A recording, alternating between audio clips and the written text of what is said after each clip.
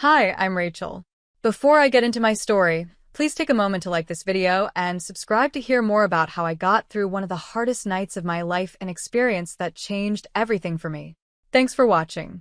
That evening started out as a special occasion. It was supposed to be a celebration at Mrs. Raymond's fancy house. Everything looked perfect. The beautiful crystal chandeliers gave off a soft light, and the table was set with fancy dishes. It was meant to be a happy family dinner, or at least I thought so at the time. I was excited because I had some big news to share. I had recently gotten a promotion at work, which was a big step in my career in marketing. As I got ready for dinner, I remember smoothing out my dress, feeling a bit nervous but mostly happy, imagining how everyone would congratulate me. I took a deep breath, ready to share my achievement with the family. As we started eating appetizers, I leaned toward my husband, Elijah, and whispered, "I have great news." He nodded, encouraging me to go on. I then turned to the rest of the family and announced, "I've been promoted to senior marketing director." But instead of hearing cheers or applause, there was an uncomfortable silence. Mrs. Raymond, Elijah's mother, looked at me with narrowed eyes, her lips pressed into a tight line.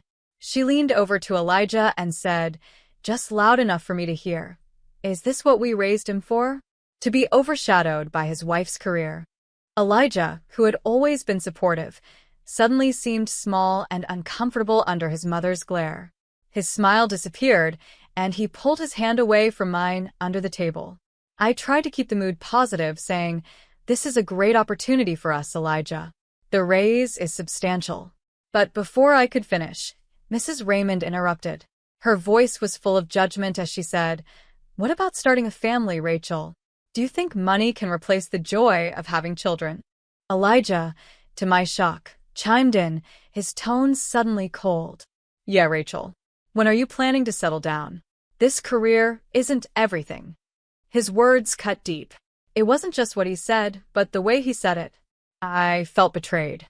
I looked at him, hurt, and said, "I thought you were proud of me."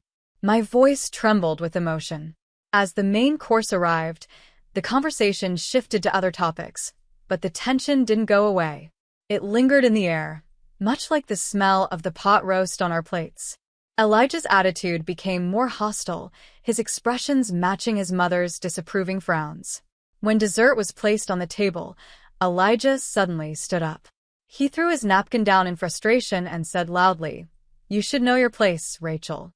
You're my wife, not my competitor." His voice echoed in the dining room, and I felt my world shatter.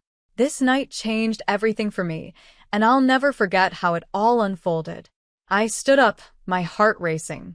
"Being your wife doesn't mean I have to give up my dreams, Elijah," I said, my voice trembling with emotion. "I deserve respect, not this." Before I could say anything else, something happened that I still see in my nightmares. Elijah, in a sudden flash of anger, raised his hand and slapped me across the face. The sharp sound of the slap echoed through the room, immediately silencing everyone. I put my hand on my cheek, frozen in shock, as pain spread across my face. Every pair of eyes at the dinner table stared at us in disbelief, but no one said a word.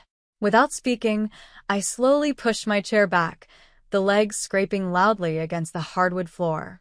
My mind was spinning, but I kept my movement steady.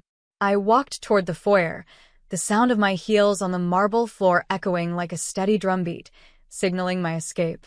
I grabbed my purse and didn't bother to look back. I opened the door and stepped out into the cool night air. The door closed behind me with a soft click, marking the end of one chapter in my life and the start of a new, uncertain one. In that moment, I knew my marriage was over. I had to leave and find a place where I could be myself, where my ambitions weren't seen as something wrong. I needed space to breathe, to rediscover who I was after spending so much time in someone else's shadow. As I drove away from the house, it grew smaller in my rearview mirror. I felt a strange mix of emotions, fear and relief. I was alone, really alone for the first time in a long time. But along with that loneliness came a new feeling, one that was fierce and bright. It was the feeling of freedom. I didn't know where my journey would take me, but for the first time, I was ready to find out. The next morning, I woke up in my small, sunlit apartment. It felt like the beginning of a new life. The events of the previous night seemed far away, yet still painfully fresh in my mind. My phone buzzed with messages from friends, asking if the rumors they'd heard were true. They were worried and confused, but I ignored the messages. I had more important things to focus on. The first thing I did was call a divorce lawyer. "I need to file for divorce," I said firmly, when the call connected. "It's urgent." "I understand," the lawyer replied. "I'll get the paperwork ready. Can you come in this afternoon to go over the details?" "Yes, I'll be there," I responded. After hanging up, I felt a small sense of victory. There was no turning back now. At work, I tried to stay focused, but my mind was somewhere else. My boss, Mr. Bradley, noticed my distraction. "Is everything okay, Rachel?" he asked gently. I just nodded, knowing that things were far from okay, but also knowing that I was taking the first steps toward a better, stronger version of myself. "I'm dealing with some personal issues, but I'll manage." "Thank you," I told my boss. He gave me a thoughtful look. "If you need time off, just let me know." "No, I'd rather keep busy." "Thanks," I said, offering a small smile. He nodded, understanding. "Well, if you need anything, don't hesitate to ask." I was grateful for his support and immediately buried myself in my work. The familiar tasks were a great distraction, helping me focus on something other than the chaos in my personal life. My colleagues were kind, and their support made it a little easier to breathe. Later, Megan, one of my closest friends at work, approached me. "I heard about what happened last night. Are you okay, Rachel?" I sighed. "It's been tough, Megan, but I'll get through it." She smiled softly and said, "You're stronger than you think. And if you need a place to crash or just want to hang out, my door is always open." "Thanks, Megan. I might take you up on that sometime," I replied, feeling a little lighter, knowing I wasn't alone. "Drinks after work?" "My treat," she offered with a smile, trying to lift my spirits. That evening, we went out for drinks. Over a couple of hours, Megan and I talked about everything. Despite the mess that was my marriage, I found comfort in moments of laughter. For just a little while, I could forget about everything and feel normal again. When I got back to my apartment, I checked my phone.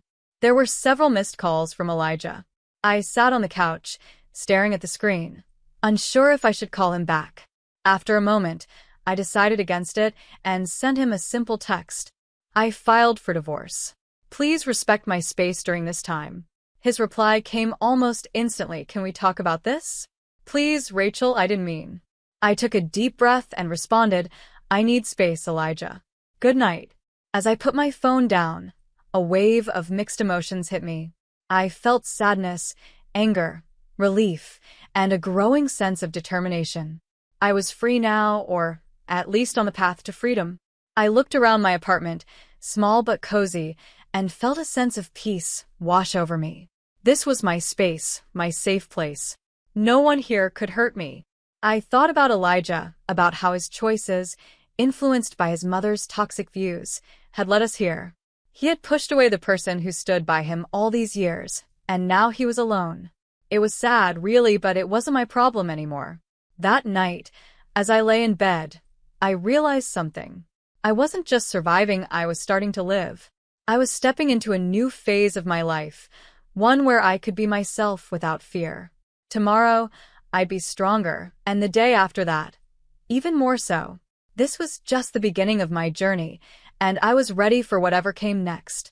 As my career continued to grow, I knew that so would I. As time went on, I became more involved in bigger, more meaningful marketing campaigns. My career was growing, and I started to connect with important people in the industry. I led webinars, taught workshops, and shared my knowledge, which helped me build a solid reputation as a leader. I felt proud of the progress I was making in my career, and things seemed to be heading in the right direction. One busy Tuesday morning, I was going through some campaign proposals when my phone buzzed. It was a call from Andrea, a well-known person in the marketing world. "Rachel, I've heard about what you've been going through, and I'm really sorry to hear about it," Andrea said, her voice both kind and professional. "Thanks, Andrea. It's been tough, but I'm doing okay," I replied. "I've been thinking," Andrea continued. There's a spot open for a speaker at a conference next month. The topic is resilience and leadership, and I think your story, both from a personal and professional point of view, would really connect with the audience. What do you think? Her offer surprised me, but I knew it was an amazing opportunity. I'd be honored, Andrea.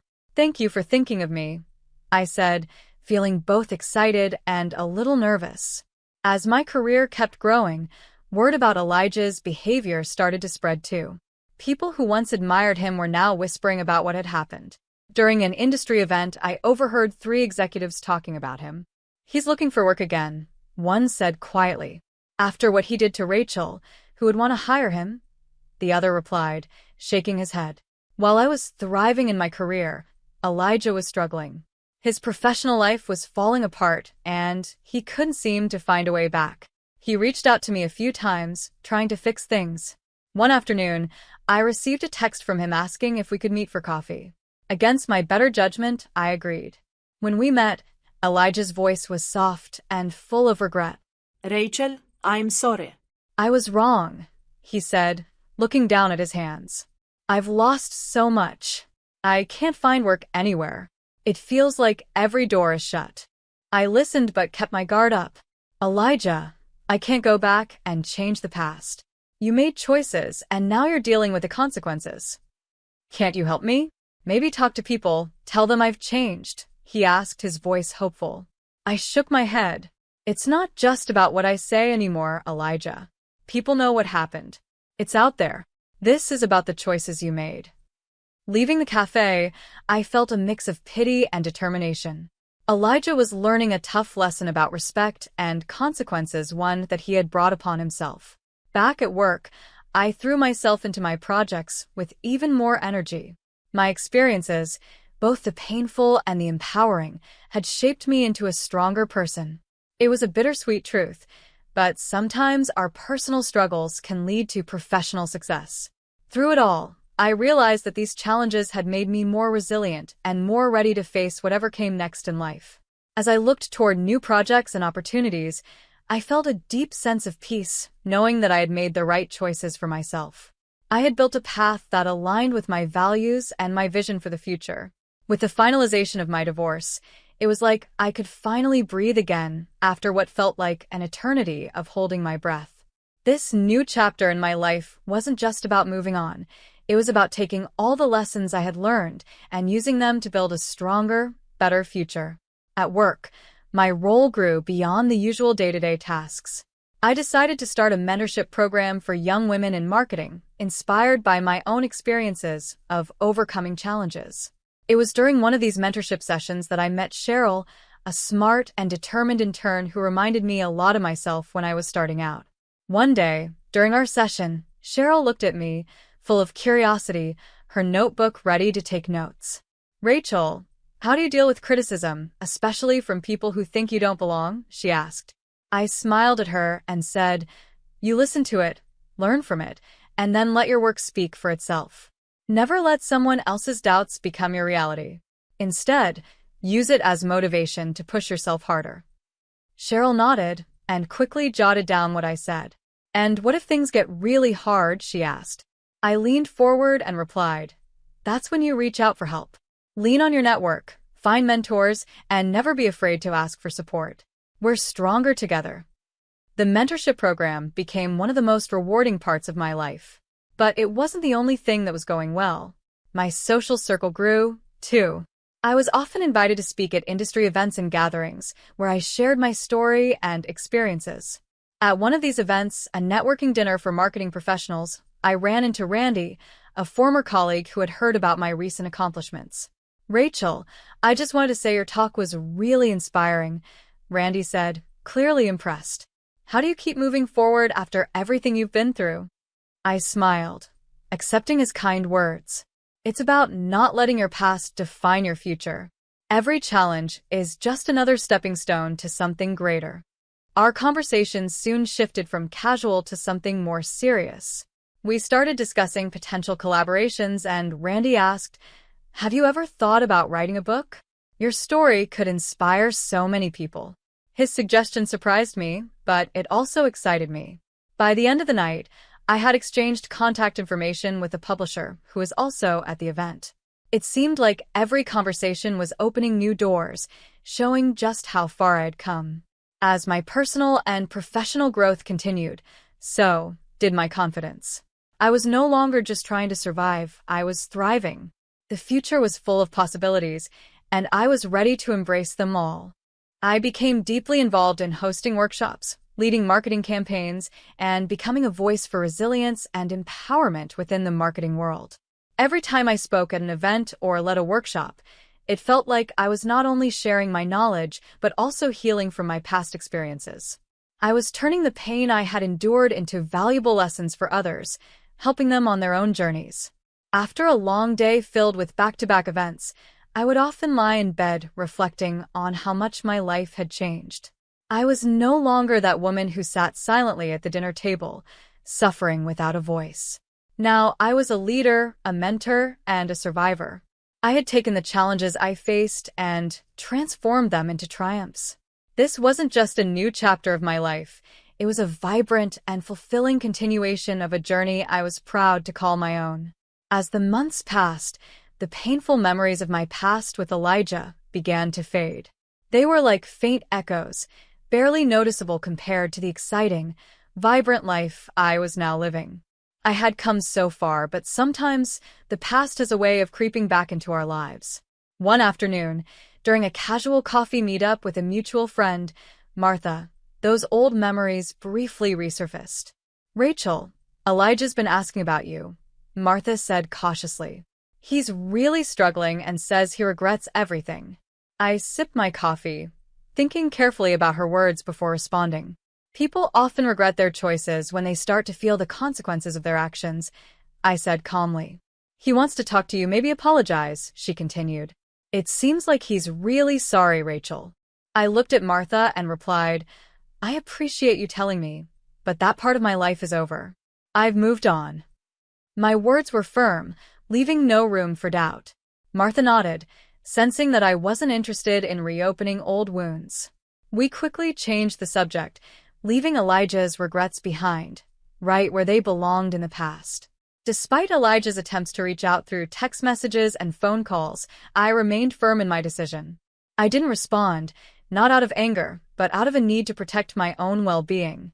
My journey had taught me the importance of setting boundaries and respecting myself. Responding to Elijah would have reopened doors I had long since closed. In the months that followed, my career continued to flourish. I spoke at conferences, led innovative marketing campaigns, and watched with pride as my mentorship program for young women in marketing grew. The impact I was making felt meaningful and real. My story, which I shared on different platforms and in workshops, connected with many people. It became a source of hope and inspiration for others going through their own struggles.